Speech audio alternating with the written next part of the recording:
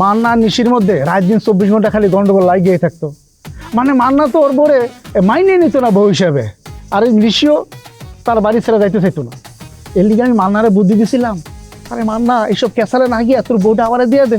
মা বউটা তো আমারে দিলই না, উল্টা কামাই বউ মিল্লা আমার ইচ্ছা মতো মারছে। তোর কথা হই না, আমার মন চাইতেছে আমি তোরে জুতা দিয়া পিটাই।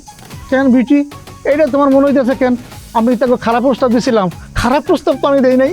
ভাই তোরের ঘরে তোর, তুই জীবনে কোনোদিন নিজের চেহারাটা আয়নায় একবার দেখছস? হ্যাঁ, কোন হানে জিন না আর কোন হানে বদ না? আই তোর লগে নিশি কোন দিক দিয়া যায়? হ্যাঁ আই ফাউল। না বিউটি, এই কথা তুমি আমার কইতে পারো না।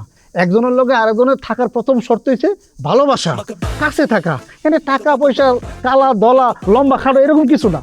আজকে যদি তোমার কথা মতো যদি চেহারা সুন্দর হইলে, স্মার্ট হলে যদি সংসার থাকতো, তাহলে নিশি আর মান্নার লোকের সম্পর্কটা থাকতো, সংসারটা থাকতো। কিন্তু হ্যাগলো সংসারটা থাকে নাই, শুধু ভালোবাসার অভাবের কারণে তাকে সংসারটা টিকলো না। কিন্তু বিউটি, আমার ভিতরে কিন্তু অনেক পরিমাণে ভালোবাসা আছে, প্রেম আছে। তোর কথা শুনে মনে হইতাছে কি জানোস, এই বিউটি, এই